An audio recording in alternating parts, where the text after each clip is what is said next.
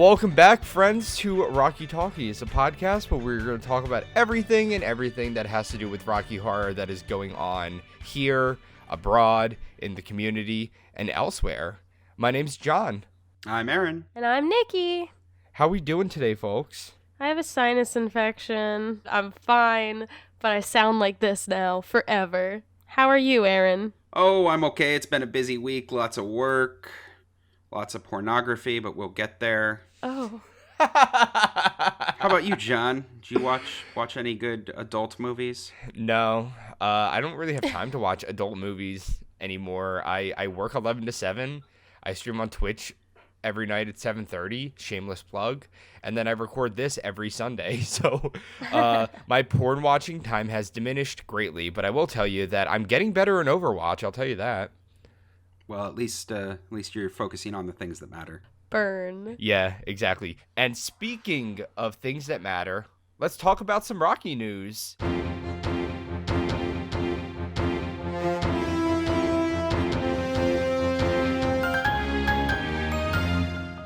First, we're going to start off today with our global news, as always. Barry Bostwick had done an interview this past week to promote the 45th anniversary of Rocky Horror. You hear that, Aaron? You're getting old. Oh, no. Yeah. He was talking about his drive-in tour that he's been on throughout the entire Halloween 2020 season. He gave a quick little rundown of the origins of Rocky Horror, Shadowcasting, and how it's kind of grown to be what it is today.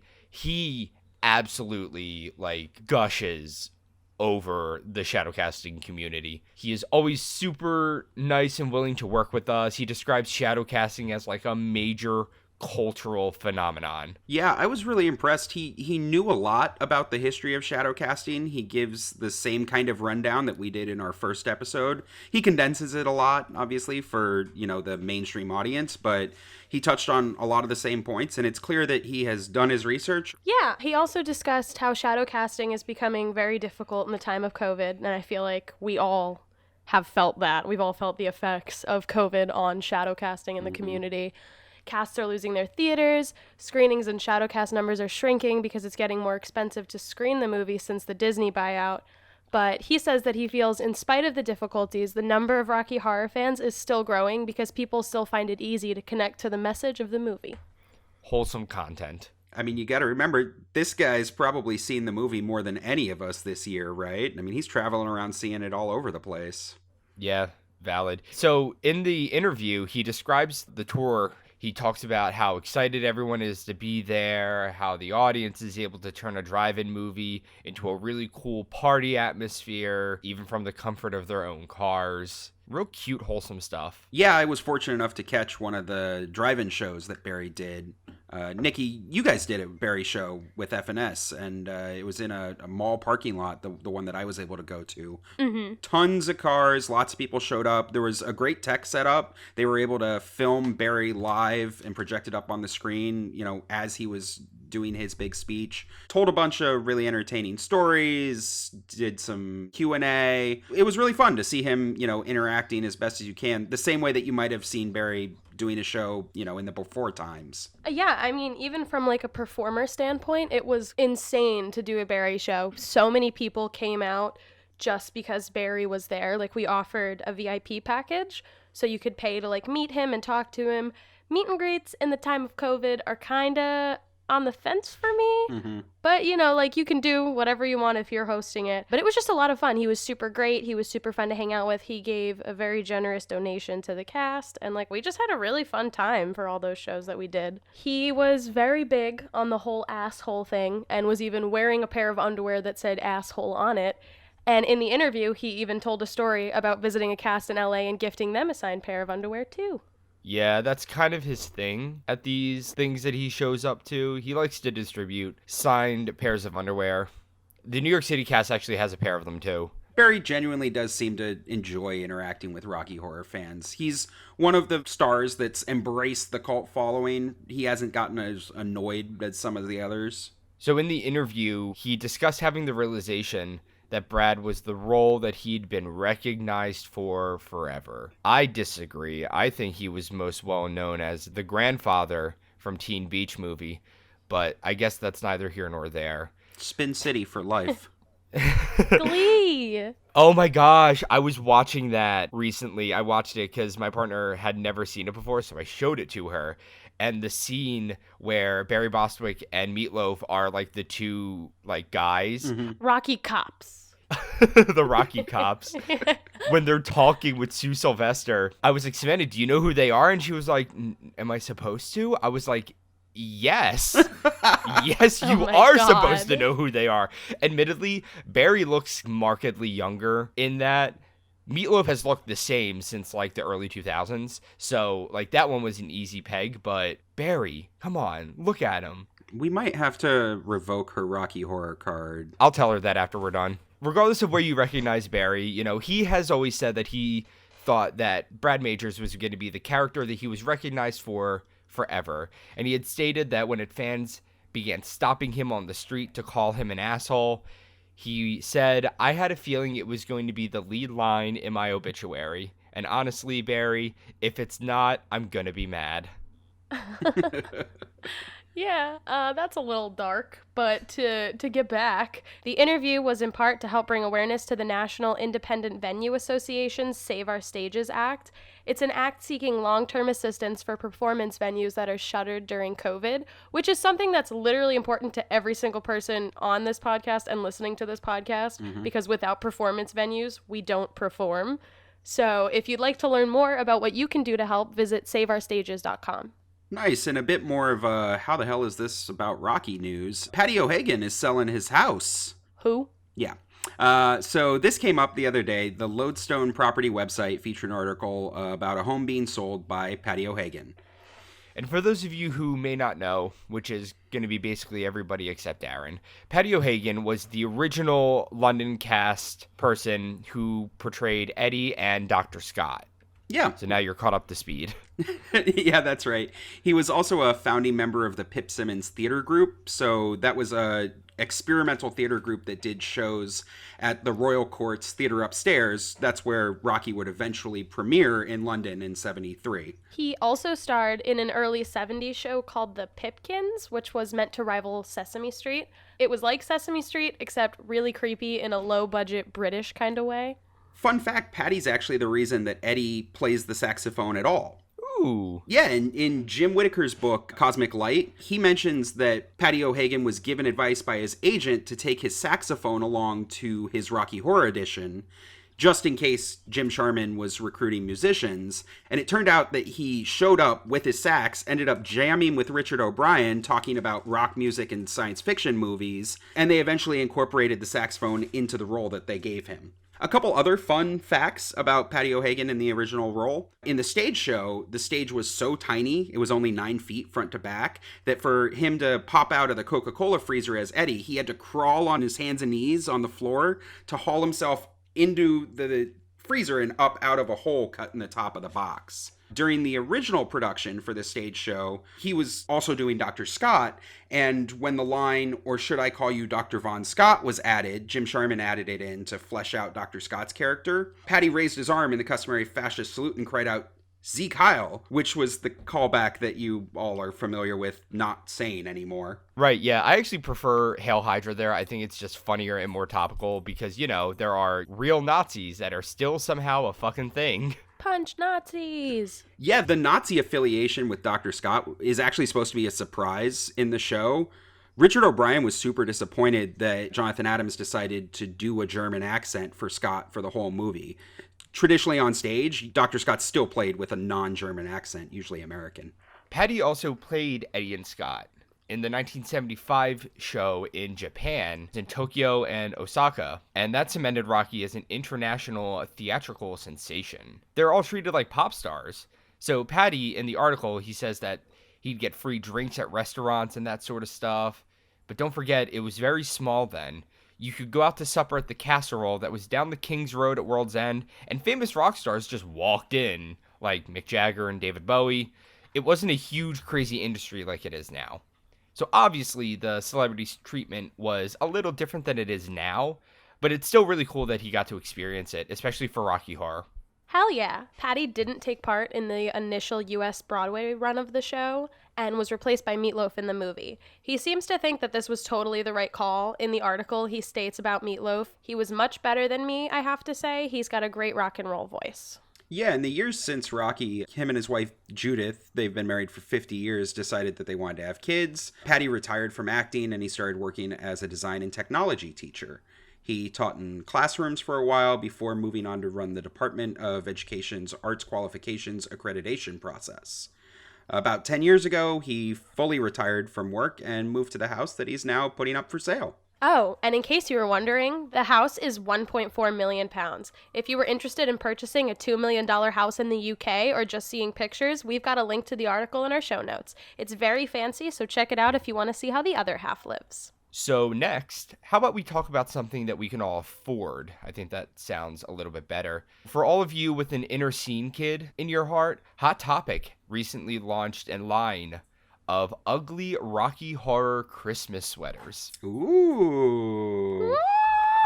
Now, let me be clear. They are very, very ugly.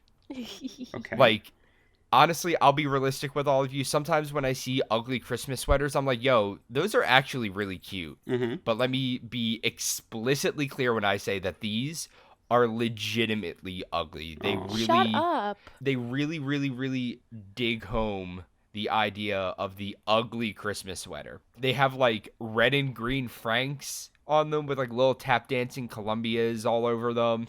What makes it even worse, I think, for me, is the fact that they aren't actually even sweaters. Oh. Yeah, they're like traditional, like ugly sweater print, but they're on things like crew necks, t-shirts, tank tops, hoodies. They're not like the actual, like really thick wool ugly sweaters, you know? It's just like the typeface on it. Well, that's unfortunate. I would have been first in line if it was actually a knit sweater. These things are terrible. I mean, I guess that makes them perfect for people who want to wear them ironically, right? Oh my god, shut up. They're so fucking pretty. Okay, they're an online exclusive. If you want to rock one for Christmas, go check them out at Hot Topic. I don't know. I appreciate, right, that Hot Topic, no matter what decade it is, you can walk in there and you will always see some piece of Rocky Horror merchandise. I remember walking in there 20 years ago and seeing Rocky Horror stuff. I remember walking in there, well, a year ago now and seeing Rocky Horror stuff. The only difference is I have to stare at a bunch of Rick and Morty crap now. Speaking of cartoons, did you guys see that there was a Rocky Horror reference in Bless the Hearts? I did. I did not. So for those of you who don't know, Bless the Hearts is an animated show on Fox, and they did an episode recently that featured Rocky Horror pretty heavily as a plot point. It's a show about a working class family living in North Carolina, and it's very reminiscent of King of the Hill. It's blue-collar parents with a very artsy kid who all love each other but don't quite get each other. It's a larger commentary on the cultural differences and similarities between liberals and conservatives and between different generations. So the show was created by Emily Spivey, who, if you don't know her, she has worked on Saturday Night Live, Parks and Rec, Mad TV, and now she's working for Bless the Hearts, which is now currently in its second season. The three main characters in Bless the Hearts are voiced by pretty big names: Kristen Wiig, Maya Rudolph, and Jillian Bell. So you can tell that despite the explanation of the show, it is very much a liberals making fun of liberals kind of show. Yeah. In this episode of the show, the teenage daughter Violet Hart is flunking gym class because she hates it and refuses to participate whatsoever, which same, I failed gym twice, but I digress. Her gym teacher tells her that he'll pass her if she can pass the presidential fitness test. Ugh. And Violet initially accuses her gym teacher of failing her because he's a podunk, homophobic meathead jock who's bullying the artsy gay kid. So her mom gets angry and goes to give the teacher a piece of her mind, where she finds out the gym teacher is gay and that her daughter is actually failing because she isn't putting in the effort.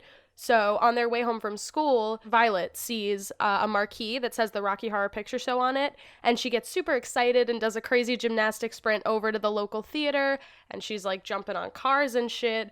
And the mom learns about Rocky and her daughter's other artsy interests and uses them as a motivator to help her train for the test, which she ultimately passes. So at the end of the episode, the whole town turns up dressed in costume to attend Rocky Horror, and Violet decides that it's too mainstream and leaves. It was totally a jab at Rocky people and liberal theater kids in general, But it does have the overarching message of don't judge people based on what they look like, sound like, or where they live. Just because someone is from a small town in the South doesn't mean they aren't just as excited to dress up and go to Rocky as you are. Yeah, it was a fun reference. It was short, but it still was a pivotal part of the episode. I thought it was pretty fun to watch. It's not the first time that Rocky's been used in an animated series to discuss difficult situations, though. American Dad, a show with a very similar format, conservative parents, an artsy son. There was an episode in 2011 called Dr. Klaustus, where Steve pretends that his gay next-door neighbors are his dads because he's embarrassed to introduce his new girlfriend to his conservative parents. His real parents find out when they see Steve, his girlfriend, and the neighbors shadowcasting Rocky in the neighbor's living room. So they all have to figure out how to find common ground together, and Rocky's kind of used as a catalyst for that. Yeah, Rocky was also referenced in King of the Hill, which is another show with a conservative dad, middle-of-the-road mom, and an artsy kid. The episode was called The Peggy Horror Picture Show. It aired in 2007. And the mom character, Peggy, meets and quickly becomes close friends with someone named Carolyn. She doesn't realize until later in the episode that her friend is a guy and Carolyn is his drag persona. So Peggy learns about the drag community, and her new friendships with Carolyn and the other queens she meets help her become more confident in herself and comfortable in her own skin. And while we're talking about cartoons that incorporate Rocky Horror into it, y'all remember The Boondocks, right? The show that was on Adult Swim? It was a show about a black family, grandfather, his two grandsons. They lived in like a white suburb. The show itself focuses like really heavily on racial and social class issues. But there was this episode called Pause. It aired in 2010. And the character, Granddad, he's cast in a play that isn't like a Tyler Perry's Medea play, but it's like totally a Tyler Perry Medea play, The character who isn't Tyler Perry, but like totally is, dresses up as Frank and performs a Time Warp-esque song called It's All Right to Cross-Dress for Christ. And there's like a lot that goes on in this episode. I'm sure you can find it somewhere online if you're interested. The show writers have a lot to say about like Tyler Perry and how he does business. But the overarching message of the episode is how much it sucks that being gay is often really difficult in the black community, and how people should just be able to openly be who they are instead of having to jump through hoops to attempt to justify their sexuality. Mm-hmm. I mean, I feel like we find that common theme in all of these episodes. The main point is inclusivity and acceptance. In each of these episodes, characters are learning to be less judgmental of others and learning to be more confident in themselves. Yeah, they all focus on bridging the gap between different classes of people, whether it's generational, racial, political, socioeconomic. It's a mix of all the above in some of these cases. It's really cool to see Rocky being used as a major touchstone in the media, as kind of like the embodiment of inclusivity. It's literally what we strive for within our community, and it's a really nice reminder that it's kind of how the outside world sees us too.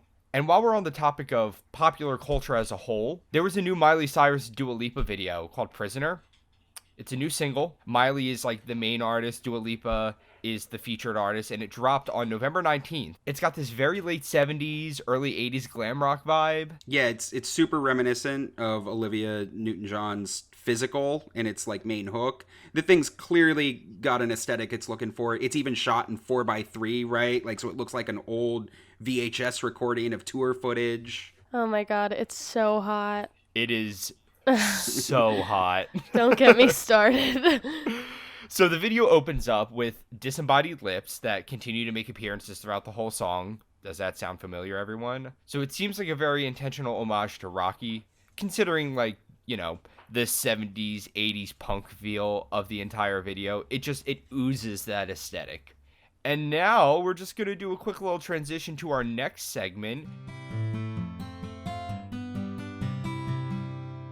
Community news, where we're going to be talking about another Rocky-inspired music video that just dropped this week. For all of you drag fans and you drag race fans, the new Katya and Trixie Mattel video, Ding Dong, is another video that features big, red, disembodied lips throughout the entire song.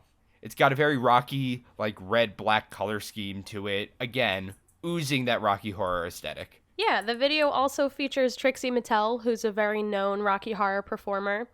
She was first introduced to drag while playing Trixie with the Milwaukee cast, Sensual Daydreams, and she still continues to perform Rocky numbers as part of her live show. There's a really cool video of her performing a whole medley of Rocky numbers that we'll link in our show notes if you want to check it out. Yeah, just last month, she did a reaction video to an old YouTube video she had posted criticizing her own Frank makeup tutorial that she had put up 10 years ago. And I'll be realistic. I love Trixie Mattel so much. She's like S-tier drag queen if we talk about queens on Drag Race, but that Frank makeup was just okay. You know, she's a queen that is like known for her look. Mm-hmm. And her makeup was just okay in that video. It's not horrible, but I wouldn't call it like over the moon Frank drag makeup, you know? But it was really, really, really funny watching her get horrified by how bad that she thought that she was. Mm. And obviously her makeup game is like a million times better now. I actually ended up meeting Trixie 2 years ago at New York City DragCon. The New York City cast was asked by Mimi I'm First, who is another Drag Race contestant from season 3, because she was doing like a Rocky Horror themed booth and wanted other people to like stand with her.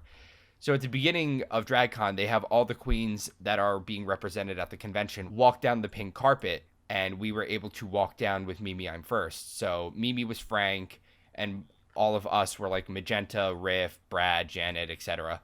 And when we were backstage getting ready to walk down, Trixie actually came up to us right before she walked out onto the pink carpet and was like, I absolutely love this aesthetic. I love all of this. Your costumes are so accurate. And every single one of us promptly shit our pants. Because we were all Drag Race fans and we were all Trixie fans. And she just came up to us and was like, this is incredible. It reminds me so much of like when I was doing Rocky back in the day. I love it. Please keep doing it. Mimi, this is incredible. And then just kind of went out and did her walk like it was nothing. And we were like, amazing. Love Trixie. Love everything that she's done for the Rocky Horror community. Love her. Everything she's done with the drag community. Trixie Mattel, please notice me. It's fun to see her still doing stuff like this, right? I mean, even if it's just, you know, being featured in another drag queen's music video, but keeping the Rocky aesthetic going on. That's what they're doing this year. It's 2020, you know, that's what they can do. Yep. Speaking of 2020, we got virtual shows coming up. The Ordinary Kids have their virtual show that's happening this weekend. November 27th at 10 p.m. Eastern, the 28th at 8 p.m. and 11 p.m. Eastern, and the 29th at 2 p.m. Eastern. We've talked about their show before in past episodes. It sounds really cool. They're doing a virtual performance with a whole bunch of different pre-shows.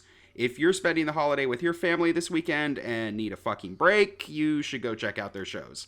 You need to go to theordinarykidsnj.com. That'll have all the info for how you can tune in. Oh, one more thing that was just shared on Facebook, literally as we're recording this episode. RKO Army has just created a monthly mailing list where you can sign up to receive info about their upcoming shows and updates about the 2022 RKO 4 convention. I know I'm excited. If you'd like to join, it's really easy. Just text RKOEM to 66866. You'll be prompted to give them your email address, and then you're all signed up. You'll get monthly RKO news sent directly to your email. If you sign up, you also get a coupon code for 20% off their Etsy store, valid until November 29th. Their Etsy store is adorable. You can find all sorts of really cute buttons, pins, key rings. They have the new Did You Know the Castle is Now a Hotel merch up for sale. So if you want to get some early Black Friday shopping done, you should get the extra discount. Again, that's text RKOEM to 66866. So before we end this segment, we have a quick public service announcement. The Rocky Horror Picture Show and the Rocky Horror Remake, which is the Rocky Horror Picture Show, Let's Do the Time Warp Again, both leave Hulu on December 8th. If this is how you're consuming the movie to practice for a role or to watch for entertainment, I guess, if people do that, you've got until December 8th to either buy a copy or borrow from literally anyone you know. And with that, I think we're going over to Nicki Asks a Question. Oh, hell yeah. Nicki, what do you got for us this week? Okay, so this needs some explaining. I chose my question, and my question was, I know of at least one Rocky Horror porno, one where they use real Jesus costumes, Christ. but I've been told there are more. Why? So, before we get an explanation from Aaron, like we always do, we all took it upon ourselves to do a little bit of studying, and we watched basically every Rocky Horror porno we could find in the span of like 3 days. So, without further ado, Aaron, please explain to me in thorough detail the reasoning for these pornos. Oh my god. Okay. Why do you do this? I love pain. So fortunately for us, it's the future, and pornography is available at the click of a button, even Rocky Horror porn. So there's a couple of films that folks are generally talking about when they mention a Rocky Horror porno. There's the 1986 Rocky Porno video show, or the 2011 Rocky Horror porno show.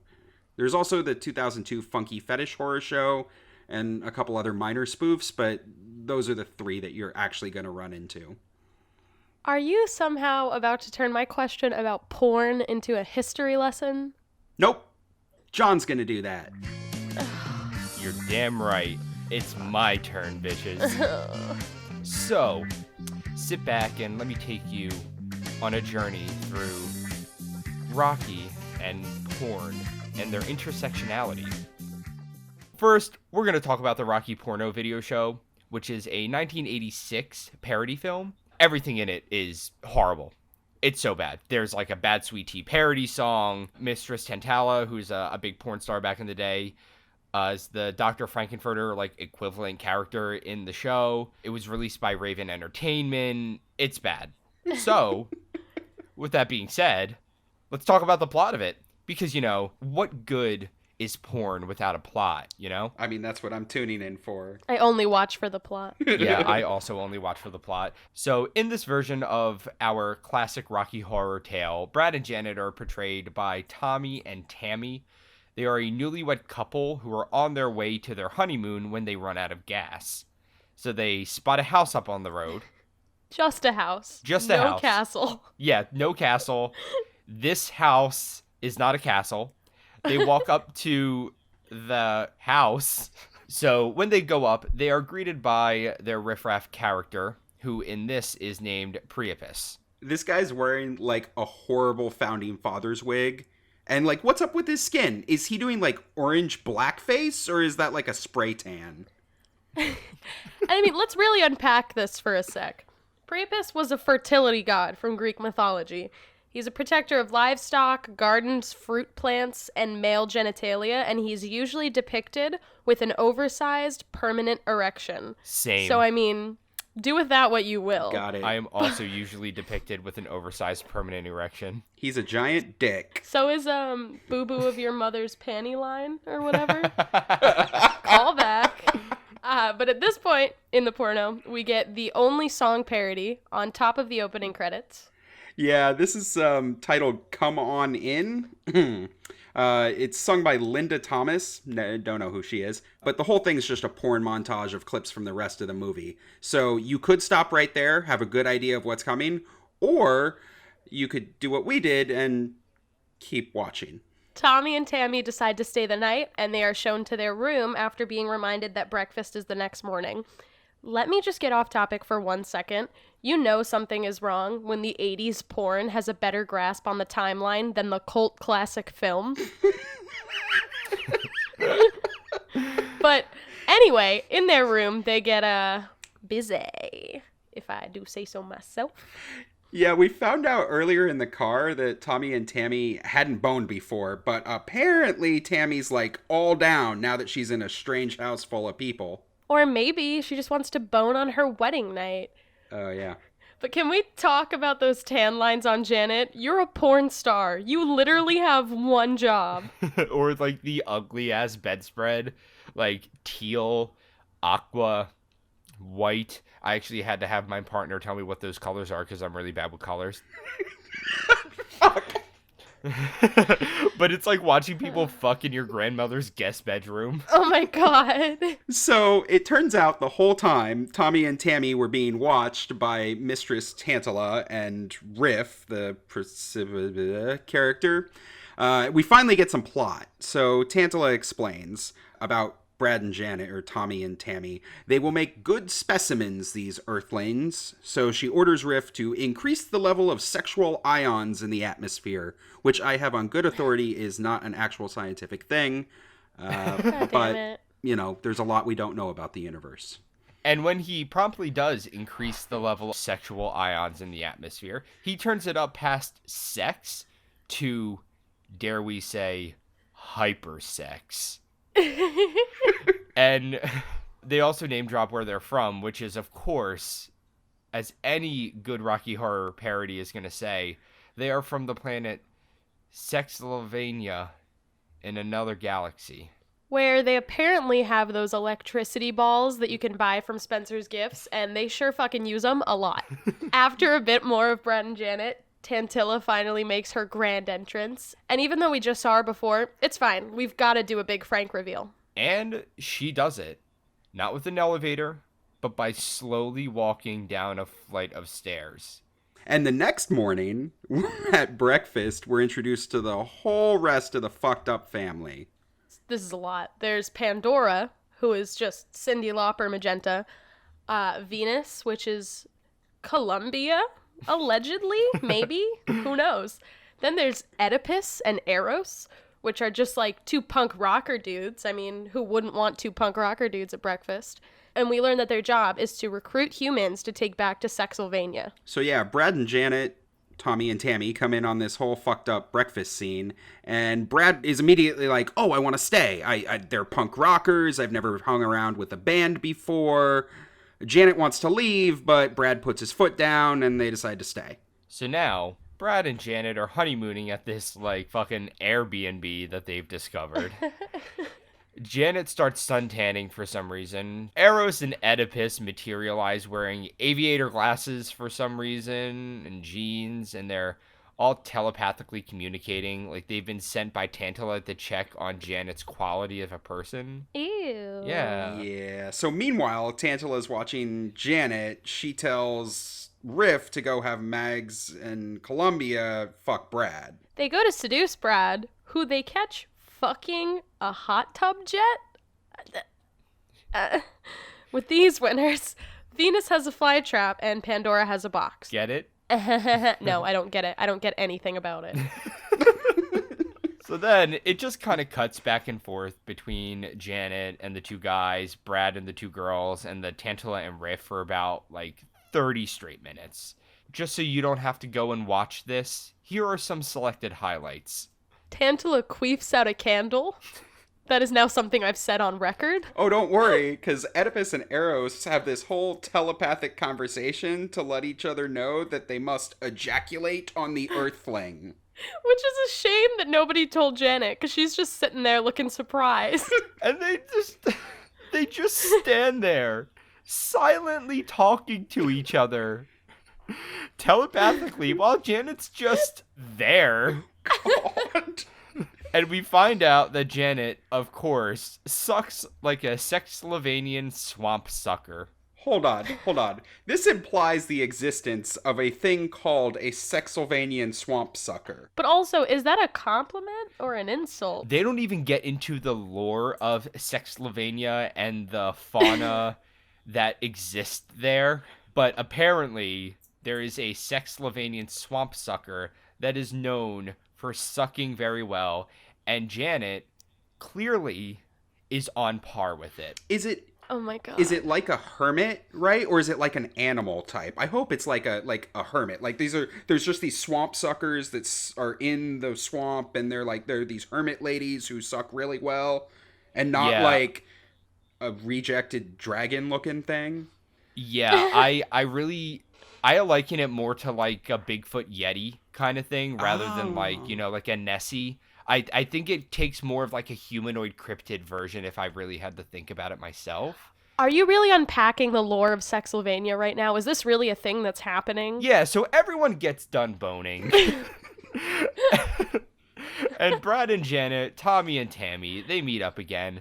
Tammy wants to leave. Tommy wants to stay. Tammy gets really huffy, tells Tommy that it's none of his business who she sleeps with tonight. Now we get some really awkward bedroom scenes between Tantala and Brad and Tantala and Janet. They're just kind of vanilla whatever, and afterwards she tells them to prepare for the great ritual and then magically puts them to sleep. Spoiler, the ritual's an orgy. It's an orgy, all right. And Tantala reveals that she wants to transport Tommy and Tammy to beyond the galaxy to the swamps of Sexslovenia. And she baptizes them in the name of seduction, obsession, and temptation. And then the big ol' orgy begins. But partway through, Riff turns the ion level down to no sex. Hold on. We've established that there's swamps.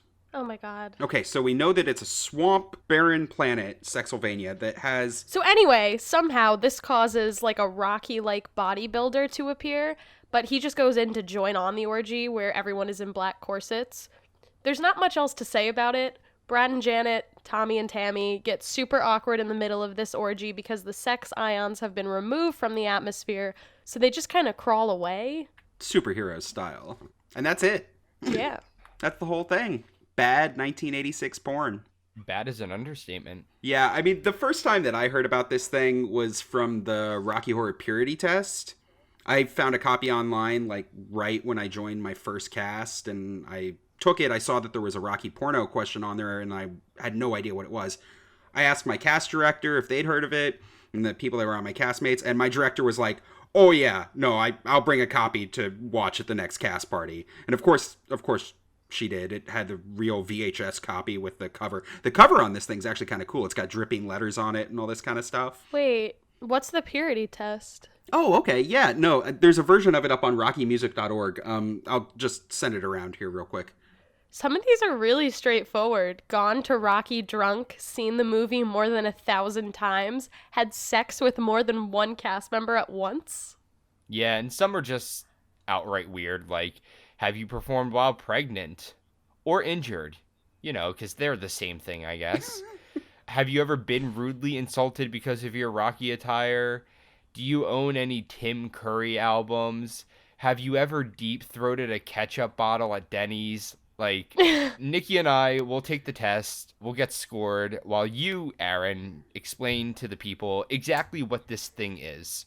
Sure. So a lot of this information's well documented by Sean McHorse. He runs rockymusic.org. The purity test was originally created sometime in the mid to late early 90s, so around 92, by a guy named Rob Rombauer and Janelle Adair. He ran a bulletin board local to Atlanta, Georgia, all the way up through late 1997, when it closed down. It suffered the same fate as most pre-internet digital communities. Sean from Rocky Music preserved the purity test through 1995. He updated earlier references that were to Waffle House to change them over to Denny's, and he frequently posted it and amended it. The changes over time are well documented up on the Usenet archive, and the version that he presented on Rocky Music has pretty much remained unchanged for the last 15 years. Funny story, the way that I know that it remained unchanged is because I remember when I first printed out a copy of this test so that I could fill it out with the other people that I had just, joined cast with. And I was doing the research for this show, and I realized that I probably still had the printout sitting somewhere. So I went over to my shelf. It's got a bunch of my Rocky crap on it. Pulled down the binder of loose paper and flipped through it for a while until I finally found it. Yes, indeed. Here was the Rocky Horror Purity Test. Since I printed it out, it has at the top and the bottom the date that it was printed, right? You know how printers used to do that. I went and I looked at it. Turns out I printed it on November 22nd, 2004. No way. So 16 years ago today, I was talking about the same damn thing. That's so weird. I was 4. Oof. Funny how history repeats itself. All right, y'all, let's go over these scores. So I got 107. No way I got a higher score than you. Well, Nicki, that's because you're a slut. Hey, guys. Shut the fuck up. Guys, I scored 167, okay? Yeah, because Aaron's a slut. Yeah. No, it's because I've spent way too much money on some of the stuff that it has on here. Our producer, Meg, the New York City director, my wife, 3 points on the test, she did this too. She scored a 134. So I'm the baby out of all three of you with this. Nice. Well, to be fair, I got a 126, but, like, there's, like, an entire segment dedicated to, like, dating cast members and hooking up with cast members, and I don't want to talk anymore on the subject. So what I'm saying is that I was right. Shut the fuck up. So the first version of the Rocky Horror Purity Test was made in 1992, which is the year that I was born, so it's 28 years old. And last week, we had discussed what was going on in the early 90s with the VHS release. So if y'all recall, Laserdisc was like one of the few things to see superheroes, and once in a while, you know, it was a big collector's item. So the same reason it asks about bootlegs and imports, you know, it was early 90s. Those were all the purest ways at that moment to see the movie. Yeah, and just like the version that I had sitting on my shelf, like, this thing hasn't been updated, at least for anything that's happened in the 21st century. So if you've got an updated version out there, let us know. Send it over. We'd love to cover it on an upcoming episode. Retake the test. See if John can get that score up. At least I got to check the box for seeing the porno. It's a shame we didn't watch it on Zoom, though. I could have got extra points. This was bad. I've watched the 86 porno a few times. It doesn't hold. Like, it's funny, it's campy, but it's not good. It's not good as porn, and it's not good as parody. Yeah, agreed. I'm not a fan. One of the other ones that we're going to talk about later, I am much more a fan of. This one, if I had to rate the three that we're going to talk about, this one's probably my least favorite. I think this is better than the one that we're going to talk about next, but not by much. I mean, do you want to just get into it now and get it over with? Sure. Yeah, so the second one that we've got on the list here is the Funky Fetish Horror Show. So this is probably the least Rocky of the three of these, but it's worth going through because the plot is at least vaguely Rocky related. I don't know. Let's get into this. Yeah, so the plot of this one, the Funky Fetish Horror Show, is pretty much what you would expect, but it's so bad. It's honestly kind of hard to keep track of the quote-unquote plot of this one. So Brad and Janet's car breaks down. They go to a castle in the rain. This time it's an actual castle, not like a fucking Airbnb. And Frank, who is a time-traveling transvestite in this one, causes them to change into BDSM fetish outfits and makeup. They have lots of sex. They're all wearing very glittery fetish wear. There's a lot of industrial-looking sets. There's no music, which is very uncomfortable. Frank tells them that they are now his ambassadors to Earth, and then they wake up in the car. Was it all a dream? Was it not a dream? Well, no. Frank has left a crystal from the castle behind. Brad and Janet smile at each other, and then the credits roll. And that's it, kind of. So you would think, based on that description, right, that this is, so this is a fun, short, little, updated spoof. No, it is not. This thing is an hour and 46 fucking minutes long. I literally think that they used every single second of footage that they filmed, and they just strung it all together. It is so bad. Let me tell you, the intro for this thing is these, like, nasty-looking red lips. They're wearing, like, it's got to be like glow-in-the-dark lipstick or something. And they're not even singing. They're just mouthing some ASMR style like dirty talk for way too long. That's it. That's the only like Rocky related song, air quotes. It's like spoken word nonsense, you know? There's a couple of things that are okay versus the original porno, right? They have a castle. There's an enter at your own risk sign. The characters are actually named Brad, Janet, and Frank. That's cool.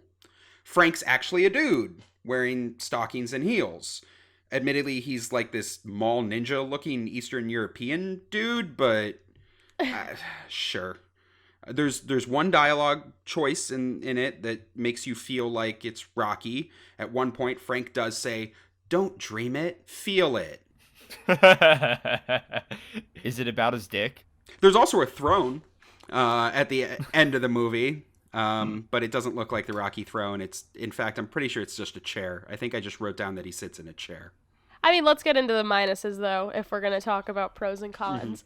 This one didn't have a funny theme song, so, like, what's the point? I mean, that's all it really needed. And it really lacked the bad camp feel of the 1986 porno.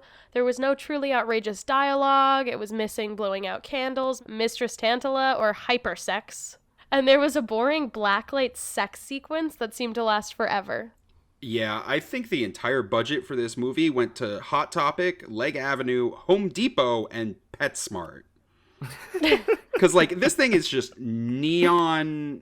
Like, the whole thing is a lot of fetish stuff. It's a lot of, like, leather shoe fetish. Like, there's puppy play. It's definitely more into the kink side of things. But I don't think the director knew that. I think that he thought he was shooting some kind of cinematic masterpiece because there's just long, slow dolly tracking shots. But he put the thing together and he forgot to put music on the whole thing. Like 90% of the thing just doesn't have music. Even if the porn was good, which it's not, it's pretty much unwatchable without the music. I literally had to turn music on my iPod while I was watching this so that I didn't get bored. It's that bad. Like, this one fails the basic requirement of being watchable pornography. I gotta give this one a pass. I think it's the worst of the three. If you're gonna sit down and try and get people to watch Rocky porn with you to have a laugh, this is not it. You are gonna cry and probably just have an awkward conversation about why you watched disgusting porn for an hour and 45 minutes. Right. Now, if there is a porn that everybody wants to actually sit down and watch that is Rocky related, I'm going to recommend this one. I feel like this one kind of takes the cake. The Rocky Horror Porno Show, which was released in 2011. It was released by Wicked Pictures. It was written and directed by Brad Armstrong. And it was released as like a 2 DVD set. The second DVD is like special features. It's around $20-$30. These days, you can still actually get the DVD of this one, or you can just find it at most friendly neighborhood porn websites. But of course, if you're doing that, then you're missing the special features. The website describes it as, and I quote, "Rocky fans prepare for the second best movie watching experience of your life. Wicked Pictures and award-winning director Brad Armstrong would like to make a toast. May we introduce Rocky, a porn parody like no other that pays homage to the hilariously naughty cult classic. Don't dream it, see it. We guarantee complete satisfaction." Get it? It's no. Fun. Oh, okay. Well, there's a part in Sweet Tea where he says anticipation. Oh, They're playing on it there. Yeah. See, it's funny because now I've explained it to you. Yes. And just to be clear, for legal reasons, we have to clarify, Rocky is spelled with an I here, and horror is W-H-O-R-E. So it's the Rocky, spelled with an I, horror porno show. Yes. So they've produced 4 original parody musical numbers in this, and some of the dialogue has nods to like the original Rocky Horror fan base, and it even has Ron Jeremy in it. If I had to give my professional opinion on Ron Jeremy in it, he definitely showed up. I think that that's about the only thing you can say about his performance in this. There's a special feature that shows him literally falling asleep in the wheelchair that he's sitting in, playing Dr. Scott, in the middle of a porn scene. This one's actually hilarious. They clearly care about doing fan service. It has we'll talk about it here in a bit. The community kind of centered around this one when it was in production and stuff. But if there's a porn to show people, it's this one. So let's give a brief plot breakdown. Although if you're familiar with Rocky, you're roughly familiar with the plot here. They actually try and keep it pretty close. Yeah, so Brad and Janet's car breaks down at the beginning. They fuck in the car. As you do. That happens. Yeah, as you do, as they clearly did in the movie, of course. They see a motorcycle. They walk to a castle, which is now a hotel, with the newspapers over their head. Riff and Magenta greet them. They assume that Brad and Janet are from, like, an agency for a porn shoot. There's Sweet Tea with Frank, who is the director. Nice throne. It's pretty. They also play, like, ragtime porn music throughout it, and I'm not going to sit here and specify which is the best type of porn music, but ragtime porn music is better than no music, in my opinion. I'm looking at you, Funky Fetish. The criminologist, who we'll talk about in a second. He introduces the lab scene. It's like a full-blown multi-tier lab set. It has statues, speakers, like all the shadowcasting props that you would expect. Yeah, once they're in the lab, they introduce Rocky. She is a big-breasted, blonde Swedish bimbo, and Frank sings her the hit song, "In Just 7 Days, I Can Make You a Porn Star." Yes. Mm-hmm. Don't you all remember that one? Frank offers Brad and Janet a room. Janet tells Brad there's no way she's sleeping in the car, so they agree to Frank's proposition. Magenta manages to somehow have a worse accent than the remake, Magenta. Brad and Janet go to bed, Columbia goes to bed, and Freddie shows up. That's Freddie with an F, definitely different than Eddie. Freddie, he shows up. He climbs up the outside of the castle, poorly, and through Columbia's window. Fun fact, Columbia gives Freddie her gum so that he can chew it while she, chews on him. And Oh my God. that all happens to a wonderful stock music version of Shake, Rattle, and Roll. Freddie and Columbia go at it for a while, but he stops and tells her that he really wants her to stop doing porn. She responds she can't. She loves it too much. So he sings a song about how much he loves banging her and how he's gonna murder Frank. One of the lines in this, I kid you not, "I'll rip off your head, skull fuck you till you're dead." Wait, is he ripping off Columbia's Oh no, head he's or gonna Frank's he head? wants to rip off Frank's head. And then skull fuck Frank's head until Columbia's dead? No, until Frank is dead. You Oh see, my it has to God. rhyme. So he's saying to Frank, "I'll rip John. off your head, skull fuck you till you're dead." Right. Mm-hmm. So he is insisting that he's going to rip off Frank's head and Frank is still going to be alive afterwards. Right. Okay, I mean, now when I'm people caught get up. beheaded, they're still alive for like 3 minutes. Valid. Citation needed. Okay, so Frank interrupts this wonderful conversation that Freddie and Columbia are having and does what you'd think. He kills Freddie, chops off his head. Absolute worst prop head you've ever seen, but probably one of the most screen-accurate pickaxes you'll ever see. So it's got that going for him. So obviously Columbia's super sad, but Magenta comes in to console her and their matching clit piercings. And then we go to Janet's bedroom scene, which has more accurate color than the Blu-ray, might I add. Just saying. But it's full of bad one-liners, and there's a Sins of the Flesh reference. They say, "Satis, say it," faction.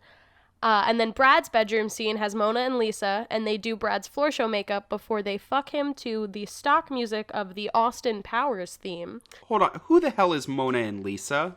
I think they're just these two characters that they wrote in so that Brad didn't have to be gay. Oh, right. Wouldn't want Brad to be gay in Yeah. Rocky Horror. That would be a problem. Frank catches them and makes them leave, and then does nothing with Brad because, like we said before, can't be gay, which is totally a letdown.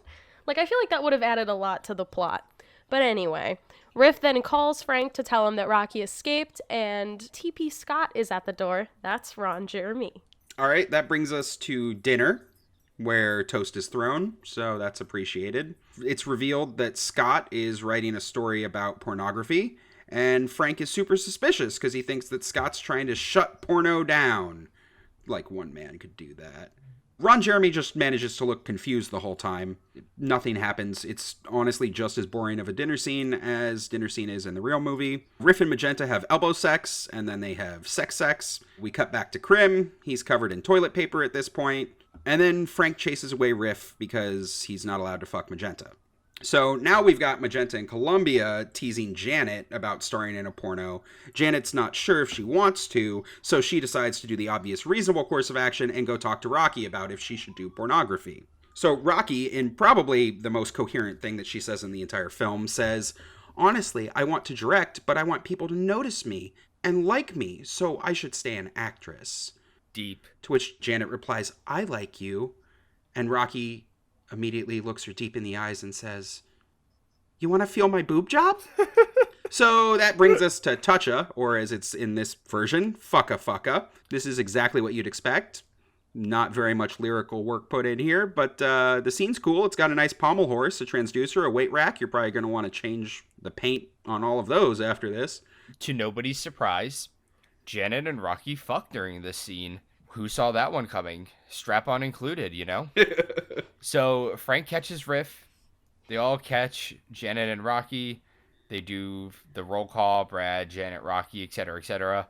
Frank convinces Brad to let Janet do porn because of the money. Janet and Rocky keep fucking. Ron Jeremy watches for some reason. And Frank decides that Frank likes Janet's scene. But the older cast members are now jealous about Frank bringing on new cast members. And then they mutiny. They threaten Frank with a German Luger. Riff says Frank is a bad director and is taking over. So this is takeover as you would. But instead, they just kind of drop that. And then they do the time warp orgy. Let's have an orgy again. And that's it. That's the whole thing. I mean, it goes pretty much from start to finish, roughly following the plot line of Rocky. Everything's there that you kind of like, if you thought to yourself, I'm going to watch a Rocky Horror porno, this is the one. It's all there. The costumes are there, the props are there, the sets are there, the lines are there, the homages are there. Lots of people in the community were consulted when they were making this thing. The local cast to LA, Sins of the Flesh, and in particular Rocky Horror legend Liz Stockton, lent out a bunch of their costumes and set pieces to Wicked, the production company. And honestly, it shows. You watch this thing and you're like, oh wow, some of those costumes and props are more screen accurate than what my local theater has. There's a whole special feature where they're like unpacking the costumes they received and going through trying them on. It's oddly familiar to backstage at a Rocky show, but the tits are just a lot faker. There's another feature that shows them at the 35th anniversary convention. What was that?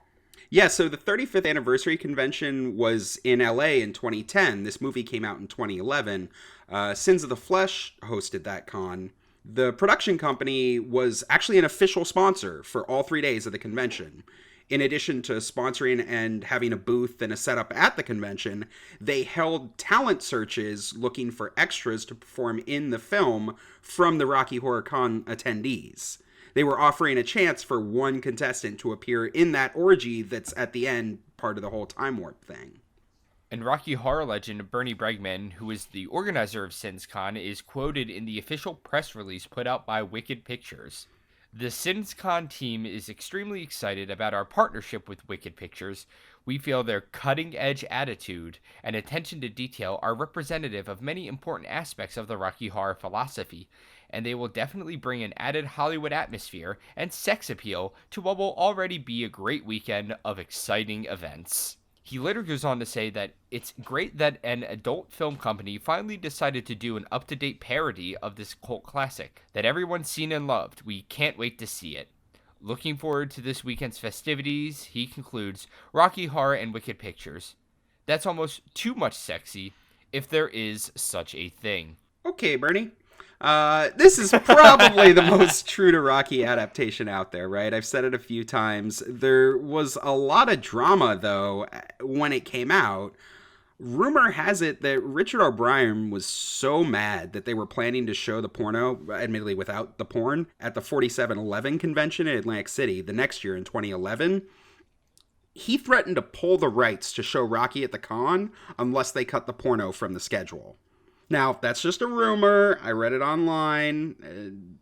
I've heard it from other sources as well, but I mean, obviously Richard was not happy. He's always said that he doesn't like the porn adaptations in any way, shape, or form. He has publicly said that he thinks they borrowed or stole his intellectual property, mostly because they were mimicking the songs.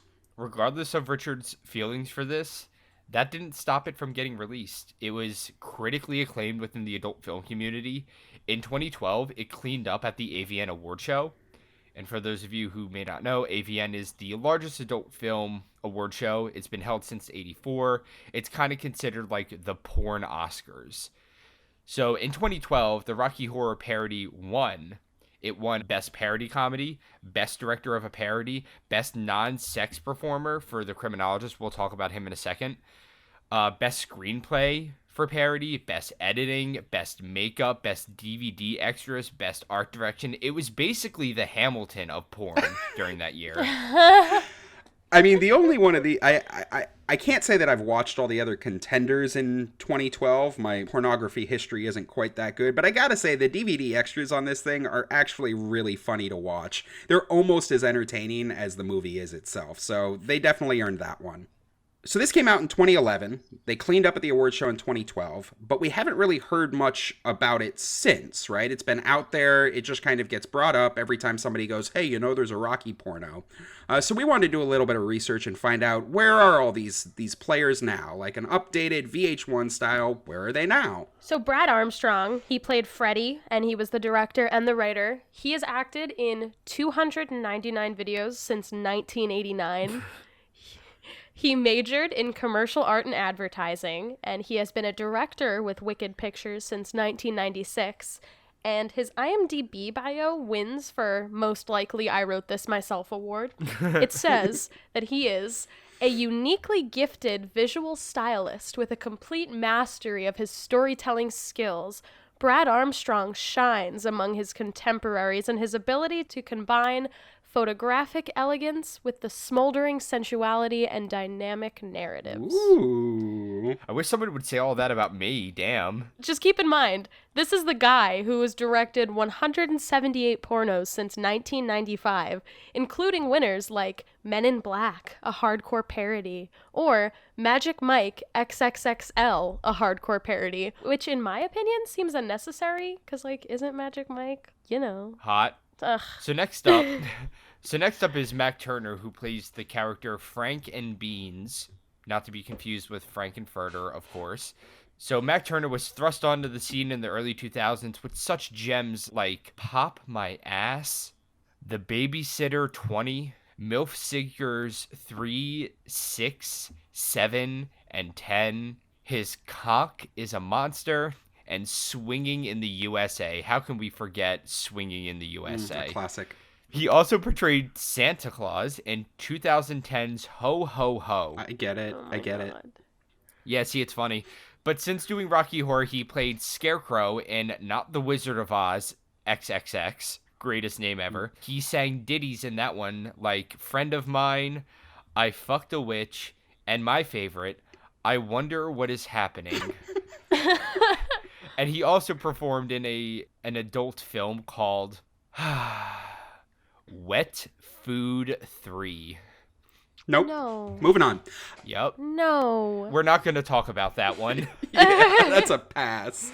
All right, so Randy Spears. This is the guy who played Stiff Staff. For those of you, Jesus. yeah, that's Christ. riff. It gets me every time.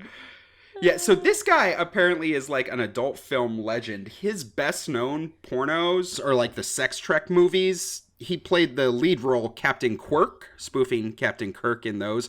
There were a bunch of them that ran through the 80s and early 90s direct-to-video. He married his second wife and manager, Gina Rodriguez, in 2006, and together they and her kids appeared in the reality show Mommy Triple X. This was the 13-episode series that aired on Crackle and Hulu. He left porn in 2011. Since then, he did some voice acting work. He was the voice of Mind Quad on American Dad. More recently, though, in 2018, he was part of the Stormy Daniels story. Oh, shit. What? Yeah. So him and his, at this point now, ex-wife, Gina, tried to help Stormy sell her story. He was mentioned in the book that came out about the whole Stormy Daniels scandal. Things haven't been going quite so well, though. In 2020, a fan spotted him working in a grocery store behind the seafood counter, and the press picked that story up, kind of kicking the man when he's down. Although it sounds like he's doing what he wants to do. He became an ordained minister. He performs weddings and counsels couples who are having relationship issues, and he speaks at universities and churches about such topics as the dangers of pornography in our youth and how religion saved his life. Oh my God. So a bit of a redemption arc there for our good friend Stiff Staff. Let's move on to Jessica Drake. She played Janet. She got married to Brad Armstrong, which is the guy that played Freddie, and he was also the writer and director. She was born in Texas in 1974, and she was a dancer in an El Paso strip club that featured porn stars and would watch them and thought she could do better. She has starred in 248 adult films since 1999, and in 2000 she was nominated for Best New Starlet at the AVN Awards. In addition to hardcore, she appeared in quite a few softcore films made for cable TV and has made guest appearances on several TV series. She's the director of Jessica Drake's Guide to Wicked Sex, which is a 14-part series. And there's a big range here. There's BDSM for beginners, Satisfy Her Like a Legend, Woman to Woman, and then there's also anal play for men, and then a separate video that's just anal. There's a lot. There's a lot to unpack there. I don't want to get into it. I really don't. So it turns out the guy who played Krim, his name is James Bartolet, is in like every single porn spoof that you could possibly imagine, and he's generally in it in like a non-sexual role.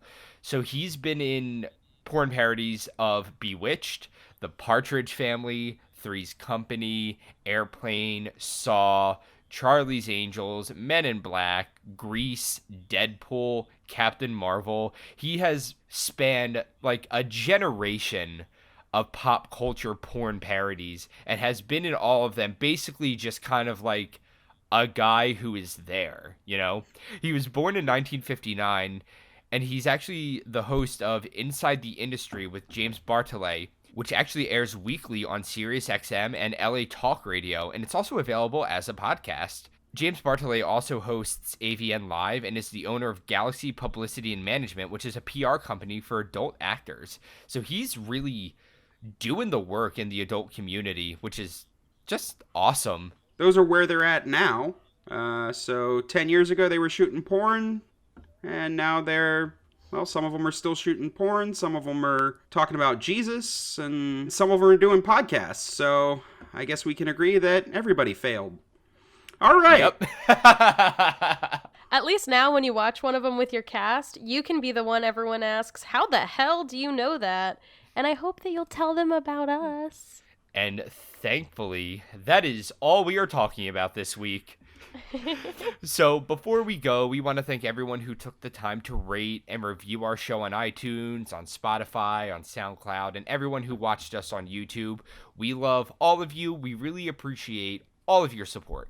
We're on Facebook and Instagram at Rocky Talkie Podcast, so if you liked us, please go check us out there. Also, please write to us. We want to hear about all the cool Rocky stuff you and your cast are working on, and we want to share it on our show. If you're working on a Rocky-related project you're excited about, or if your cast is doing a show and you want to spread the word, go to our website, rockytalkiepodcast.com, and fill out our contact form to share with us. We can't wait to hear from you. And of course, we're wishing all our listeners a happy and safe holiday this weekend.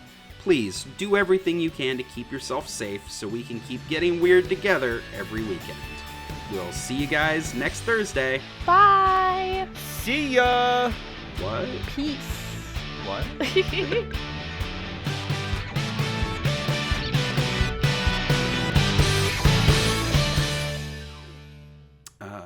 We were here at the Funky Fetish Horror Show. Can someone else say the title? Sure. I don't like those words.